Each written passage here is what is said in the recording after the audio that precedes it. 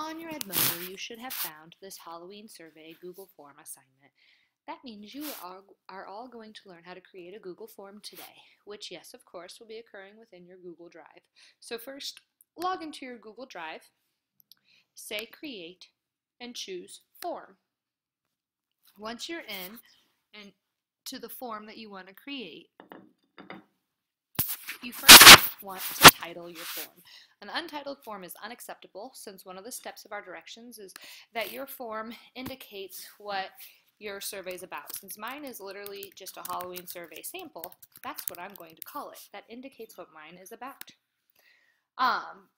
Then, next up, and actually I'm going to go ahead and edit that. Halloween survey sample, Mrs. Mick. It's good to know who created our survey. So if you would please make sure that your name is attached to the title, that would be wonderful. Next, I'm going to unclick Require a Holy Cross Lutheran Church login to view this form because otherwise none of you could view it. If I wanted to describe my form, I could. I encourage that for you. It's not a requirement, but I do encourage it.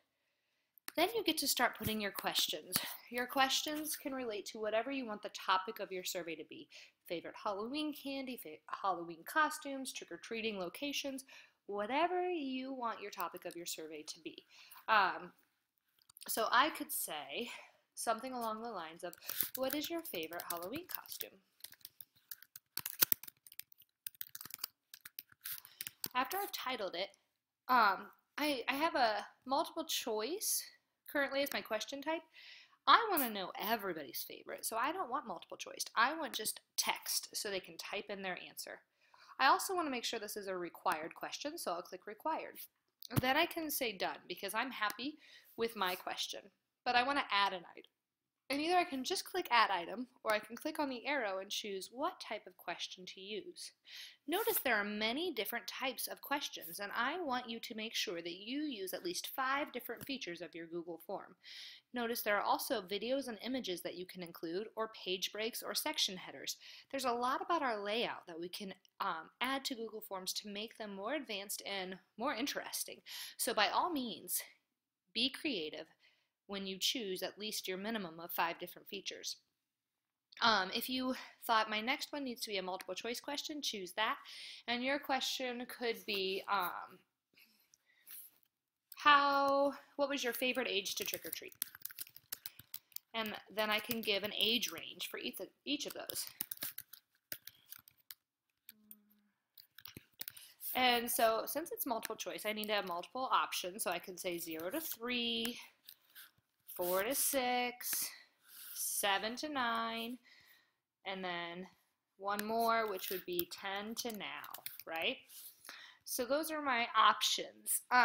Again, if I want it to be required, I'll click required, and I will say done.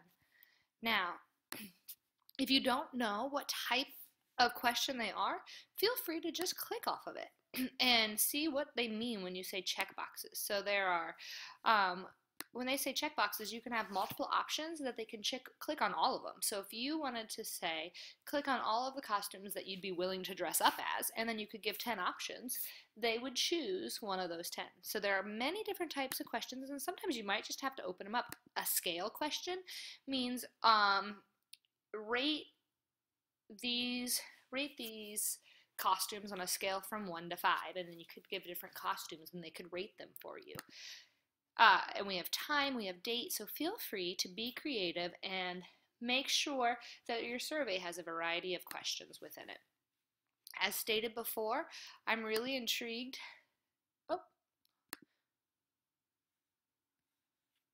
So as stated before, I'm really intrigued to see what all you're able to add.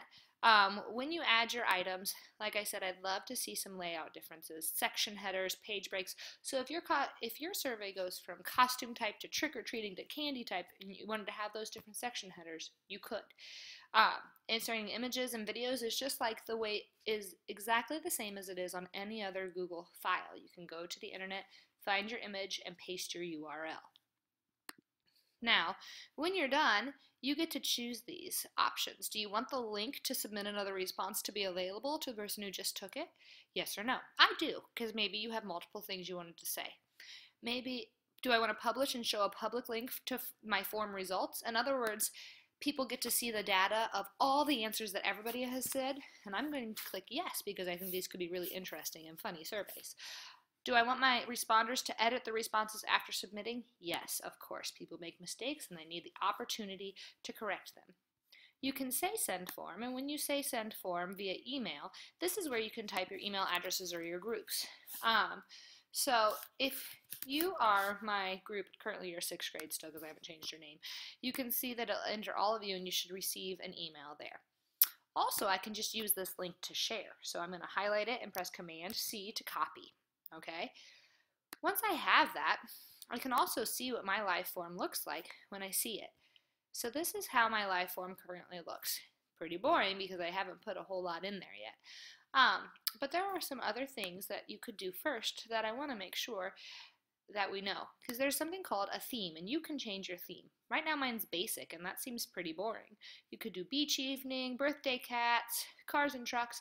So you can keep going along until you find one that you think is most fitting for your Halloween survey. And I would prefer that, yes, you choose a theme. Normally they ask you for a theme as soon as you create your form, so I don't know why it did not this time, but feel free to know that if you don't start that way, you can change your theme throughout the process. All right, if you have any questions on how to do this, please make sure to ask your proctor or watch the video again. Regardless, make sure that you read the requirements of this assignment. After you've created your 5 different features and you've shared your form, you are expected to not only share it via Google Drive, but also to me and your 7th grade contacts, but you're also supposed to post the URL address that we've already copied and pasted to your STEM discussions page. So remember, we have a STEM discussions page. That's where I want you to post your URL address. Then I want you to click turn in this assignment, not that mine says turn in, but turn in will say right here, and I want you to attach your Google Forms live link URL by clicking on the chain link and posting it there. So if you press Command V at this point, then your Google form should attach, and you'll know you did it right if your title pops up. Okay, and then it should show up there. Once you've done that, you've done all of those things. You've shared your Google form on the STEM discussions page, you've turned it in and attached your live link, then you should complete at least 5 friends surveys, posting a reaction to it when you are finished. The reason I want you to post a reaction is because if somebody posts a reaction to something, others know, and there's one reaction there. And so if you see that there are friend surveys that nobody has taken yet because there haven't been any reactions posted, then you know you should take that friend survey, because we want to make sure everybody's survey has been taken at least 3 times so everybody has data to work with. All right, thank you very much. Have fun, be creative, and I look forward to seeing your Google Forms.